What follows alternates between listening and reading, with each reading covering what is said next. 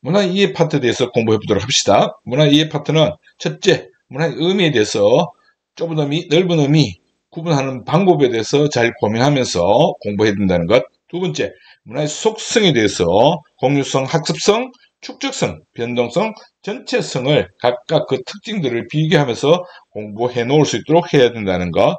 세 번째, 문화의 바라보는 관점, 비교론적 관점, 총체론적 관점, 상대론적 관점.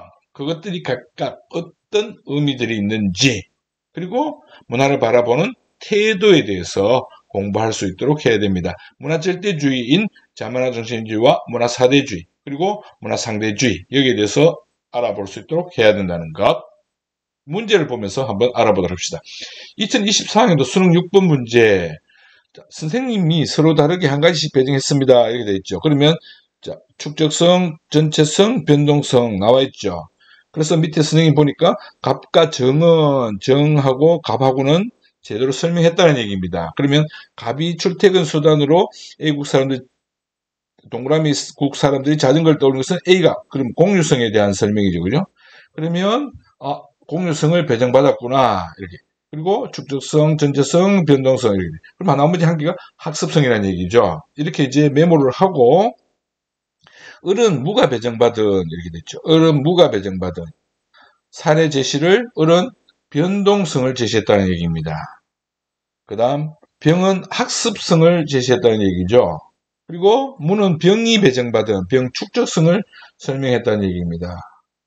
그러니까 갑과 정은 제대로 잘 설명했고, 그리고 을, 병, 무는 이렇게 사례를 제시했다는 것. 1번 시간이 지남에 따라 변화하는 것은 변동성에 대한 설명입니다. 공유성에 대한 설명이 들어가야 됩니다. 2번 후천적으로 습득하는 것, 학습성에 대한 설명입니다. 그래서 2번이 정답이 되는 겁니다. 3번 어릴 적 자전거 타는 방법을 부모에게 배워 능숙하게 자전거를 탈 수 있게 된 것, 이렇게 하는 것. 가에 병의 학습성이 제시됐죠. 들어갈 수 있죠. 그런데 들어갈 수 없다라고 되어 있습니다. 그래서 틀렸습니다. 조심해야 될 그런 부분입니다. 들어갈 수 있습니다. 좀 논리적으로 헷갈리면 틀리는 그런 경우가 생길 수 있다는 것. 기존의 자전거에 변속기가 추가되고 충격 흡수 장치가 더해지는 것. 축적성이 들어가야 되죠. 축적성입니다. 그렇죠? 그런데 정은 나에 대한 것은 정에 해당되는 것이죠. 정은 제대로 잘 했습니다. 그렇기 때문에 전체성에 대한 설명이 들어갔죠. 그래서 축적성을 넣을 수는 없습니다. 5번 자전거 이용자가 늘어나자 기업이 자전거를 이용하는 공유 경제상품을 개발하고 정부가 전용도를 건설하는 것, 이러면은 뭐예요? 전체성에 대한 것입니다. 전체성. 그래서 무는 배정은 변동성을 받았지만 실제 사례 제시는 축적성을 제시했죠. 그렇기 때문에 축적성에 대한 내용이 나와야 맞는 선지가 됩니다. 그래서 답은 2번 이렇게 되는 겁니다. 각각의 문화의 속성에 대해서 잘 알아두어야 한다는 것, 문화를 바라보는 관점과 문화 이해 태도, A국 사람들의 세련되고 진보한 문화를 우리 사회가 본받았으면 좋겠어. 이게 문화 사대주의죠. 우리의 문화가 훌륭하다고 생각해요. 자문화 중심주의입니다. 병, 그 사회 맥락을 살펴보는 것이 필요해. 문화 사대주의죠. 1번, 선진 문물 수용에 적극적이지 않다는 비판을 받는다. 이건 문화 사대주의에 해당되는 내용이 아닙니다. 그러면 이걸 자문화 중심주의에 해당되는 비판이라고 볼 수 있느냐? 아닙니다. 예를 들어서 갑이 아니다 이러면은 을이다라고 말하면 안 된다는 얘기죠. 을이다라고 단정할 수 없습니다. 왜? 갑이 아닌 것에는 을도 있지만 병도 있고 정도 있다는 얘기입니다. 그렇기 때문에 선진문물 수용에 적극적이지 않다는 비판을 받는 것이 자문화 중심주의가 비판을 받는 점이다라고 말하면 안 된다는 거예요. 조심해야 될 그런 부분입니다. 2번 자국의 문화 정체성을 약화시킨다. 이건 문화 사대주의에 해당되는 설명입니다. 3번 문화 제국주의, 자문화 중심주의에 해당되는 설명입니다. 문화의 다양성을 문화 절대주의, 즉 자문화 중심주의와 문화 사대주의 둘 다 포함하는 공통점입니다.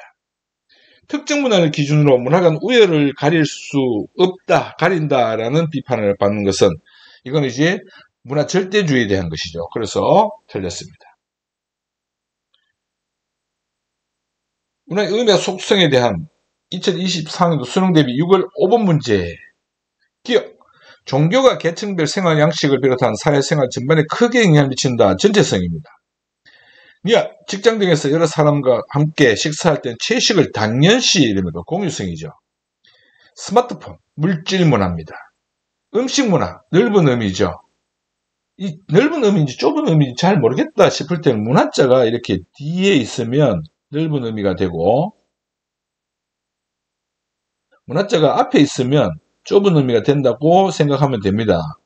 그런데 여기서 예외가 있어요. 그 예외가 뭐냐 하면은, 예외가 고급 문화라고 하는 것이 예외입니다. 문화자가 뒤에 있죠. 그렇기 때문에 넓은 의미처럼 보이는데, 고급이라는 것이 수준을 가리키는 겁니다. 그렇기 때문에 고급 문화는 좁은 의미다. 이것만 잘 기억하고 있으면 됩니다. 미역. 타인의 눈치를 보지 않고 육류를 먹으려고 도시락을 주문한 사람들이 증가했다. 그전하고는 다른다는 얘기입니다. 변동성이죠. 문화가 변동이 일어났다는 얘기입니다. 기억, 전체성에 대한 설명이 되어야 되고, 니은, 공유성. 그래서 2번이 정답. 3번, 물질 문화입니다. 4번, 넓은 의미죠. 5번, 오른쪽의 그림처럼 이렇게 물질 문화와 비물질 문화 간의 격차로 인해서 발생하는 문제를 우리가 문화지체라고 합니다. 그러니까 물질 문화의 변동 속도를 비물질 문화의 변동 속도가 쫓아가지 못해서 발생하는 문제입니다. 이런 형태로 공부를 하고 있어야 된다는 것. 그래서 여기서는 지금 꼭 알아둬야 할 것은 문화의 의미, 넓은 의미냐 좁은 의미냐, 그 다음 문화지체 이런 것까지 잘 기억하고 있도록 해야 됩니다.